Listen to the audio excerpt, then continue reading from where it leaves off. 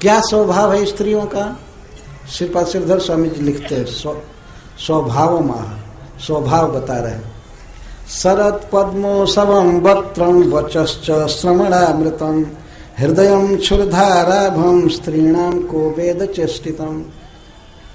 स्त्रियों का स्वभाव बता रहे कश्यप जी।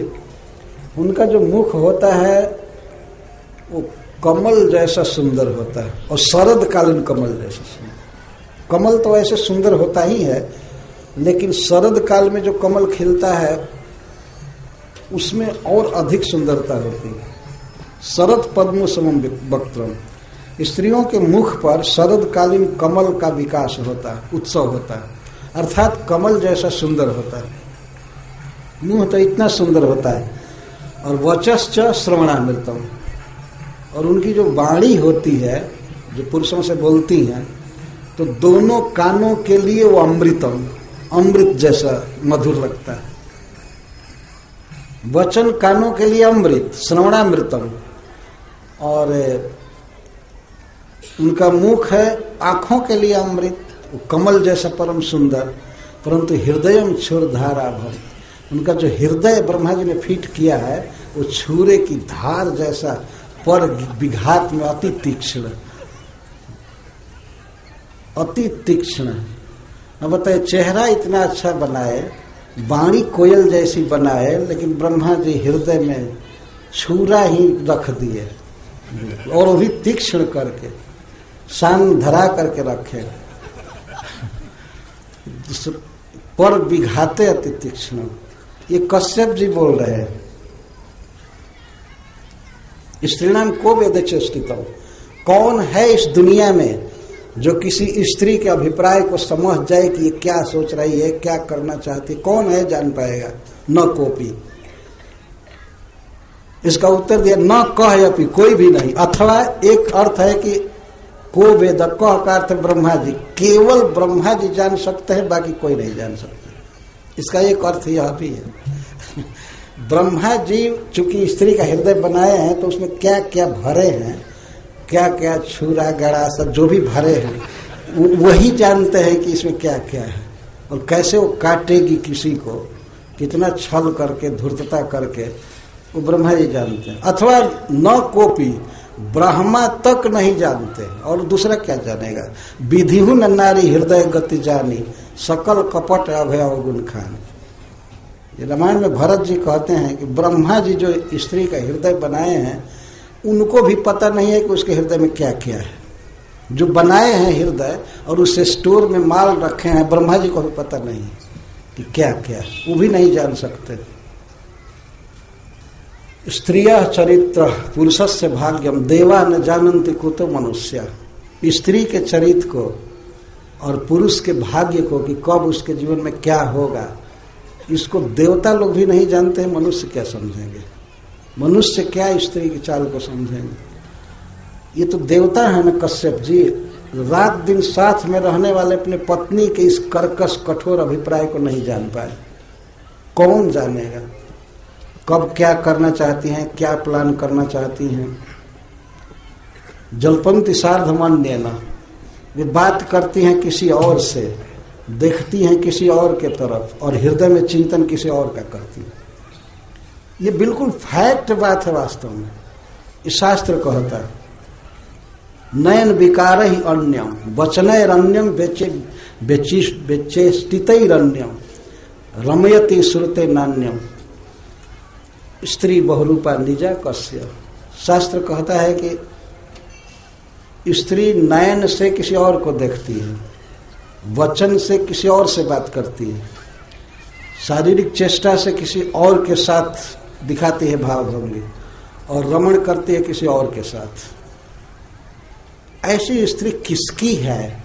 मूर्ख व्यक्ति मान लेते हैं कि यह मेरी है, मुझसे प्रेम करती है। ये सब धोखा है, ये शास्त्र कहता है।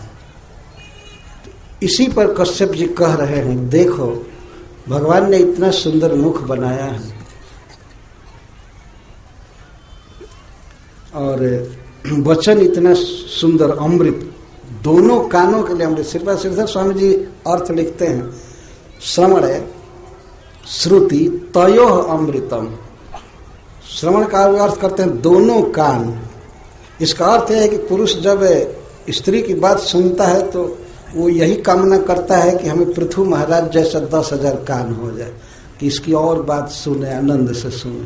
तो दोनों कानों से सुनता है। इसका मतलब यह है कि सावधानी से सुनता है, एक शब्द भी गिरने नहीं देता है और उसी को याद रखता है हमेशा। तो उसकी बात सुनने में बहुत सुंदर लगती है, अमृत जैसी, और देखने में तो नयन तृप्त हो जाते हैं उसके मुख को देखने में। पर उसका हृदय अद्भुत कर्कश बना दिया ब्रह्मा। यही स्वभाव है स्त्री का, उसके हृदय पर कभी विश्वास नहीं किया जा सकता। आप सभी सोचेंगे कि तो बहुत कड़ा प्रवचन है, लेकिन वास्तव में भागवत का श्लोक है और प्रसंग में आ रहा है। कोई मैं नया एकाएक लेकर के नहीं कह रहा। कश्यप जी का हृदय बहुत दुखी है।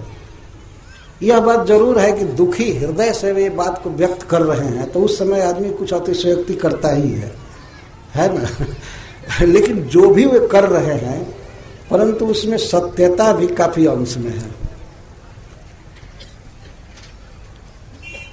स्त्री का निर्माण भगवान ने कपट करने के लिए ही किया है, यह अर्थ है। और पुरुषों की मति को मोहित करके उनसे काम धंधा कराना, घर गृहस्थी बसाना, दुनिया का काम कराने के लिए किया गया। ये तो अगर स्त्री के अधीन न हो पुरुष तो कुछ नहीं करेंगे। ऐसा देखा जाता है कि अगर किसी से पूछिए कि तुम विवाह करोगे, तो सोचता है पहले कुछ कमाए, कुछ काम धंधा करें, घर द्वार बना लें, तब न विवाह करेंगे। और विवाह नहीं करना है तो उसको बहुत चिंता नहीं होती, कोई बात नहीं। तो आजकल के पुरुष लोग तो ये सोचते हैं कि हमको पत्नी ही कमाने वाली मिले,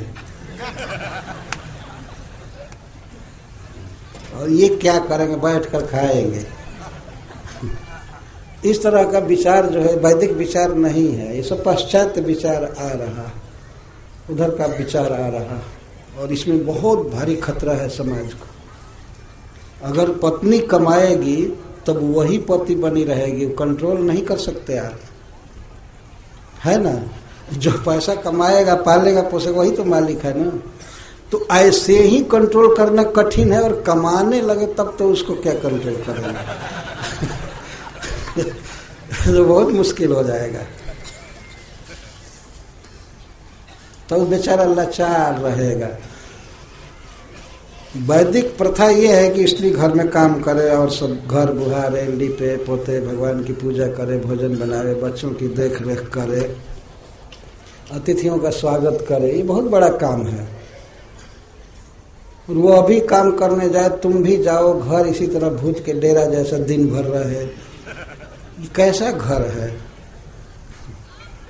ये? अच्छा नहीं है। भले आदमी कुछ अभाव में, गरीबी में काम चलावे, लेकिन स्त्री को बाध्य नहीं करना चाहिए कि वो जा करके काम करे। हम लोग देखते हैं गांव में हल चलता है तो बैल कमजोर भी होता है, तो बैल को ही हल में जोता जाता है, गाय कभी नहीं जोती गई। मैंने कभी नहीं देखा है। वो दूध देती है, उसके दूध से पोषण होता है, लेकिन ऐसा नहीं कि उसको हल में चलाओ, गाड़ी में जोतो, ऐसा नहीं, बिल्कुल गलत बात। और काम करने में उसे बहुत से दूषित पुरुष मिलते हैं जो उसके शील की, सदाचार की रक्षा नहीं कर पाते हैं। कई कारण हैं। वैदिक संस्कृति में बात कही जाती है कि पुरुष को ही काम करना चाहिए, पुरुषार्थ करना चाहिए। तो जो भी हो, इस तरह से मैं ये कह रहा था भागवत के अनुसार कि भगवान ने स्त्रियों का निर्माण पुरुषों को कंट्रोल करने के लिए किया। कंट्रोल में रह करके कुछ काम करे, दुनिया में भजन करे और काम धंधा करे, इसके लिए जरूरी था। फिर कश्यप जी कहते हैं, नहीं कश्चित प्रिय स्त्रीणाम अंजसा स्वाशिषात्मनाम पतिम पुत्रम भ्रातरमा घनन्त्यर्थे घातयन्ति। स्त्रियों को कोई भी अंजसा प्रिय नहीं होता है, डायरेक्ट प्रिय नहीं होता है। अगर स्त्रियों का कुछ स्वार्थ पूरा होता है किसी के द्वारा, तो उससे वे प्रेम करती, लेकिन पूरा पूरा शुद्ध प्रेम नहीं करती। पति आदि से भी अगर पति उनके लिए कुछ करता है तब प्रेम करती हैं, और कुछ न करे तो उससे भी प्रेम नहीं करेंगे। क्यों? स्वासिसात्मना। स्त्रियों का चित्त हमेशा उनके प्रिय वस्तु में लगा रहता है, तो पति से भी अपेक्षा करती है ये लाइए, ये लाइए, ये लाइए, ये लाइए, ये लाइए। उनको अपना जो प्रिय वस्तु है, चाहे तुच्छ इंद्रिय का भोग हो चाहे अन्य वस्तु हो, उसी के लिए प्रयास करती है। आत्मा का जत्न भी होता है, अपने स्वार्थ को पूरा करने में ही उनका जत्न रहता है, उसी में चित्त लगा रहता है। और यदि उनके स्वार्थ में कोई बाधक बना तो चाहे पति हो, चाहे पुत्र हो, चाहे भाई हो, यदि समय मिले तो स्वयं मार देते हैं, नहीं तो घाते अंतिच मरवा देती है। ये कश्यप जी कह रहे हैं। इतना स्वार्थ में उनका चित्त जमा रहता है कि थोड़ा भी बाधा दिया जाए, और तुच्छ स्वार्थ के लिए। अगर किसी पुरुष से उसका संपर्क हो गया है तो थोड़े से सुख के लिए वो पति का वध करा सकती है। ये इतिहास में देखा गया। श्रील प्रभुपाद जी परपोर्ट में कहते हैं कि कई जगह सुना गया है कि लाइफ इंश्योरेंस, जीवन बीमा प्राप्त करने के लिए स्त्रियों ने अपने पतियों का वध करा दिया। ये मरेगा तभी पैसा मिलेगा, तो इसलिए मार। ऐसा नहीं कि पुरुष लोग ऐसा नहीं करते हैं, लेकिन ज्यादा स्त्रियां करती हैं। पतिम पुत्रम भ्रातरम वा अपि, वा का अर्थ है अपि भी, दूसरे का वध करा देते। कौन बड़ा आश्चर्य की बात है, अपने पति का, पुत्र का, भाई का भी वध करा देती। घ्नन्ति, अपने अर्थ के लिए, अपने निमित्त को, अपने प्रयोजन को पूरा करने के लिए वो मरवा देती, मार देती हैं। पहले तो ये कहते घ्नन्ति, और यदि स्वयं मारने की सुविधा नहीं होती तो घातयन्ति, मरवा देती है। तो ये सब रोग आ करके अब सोचते हैं अब क्या करें।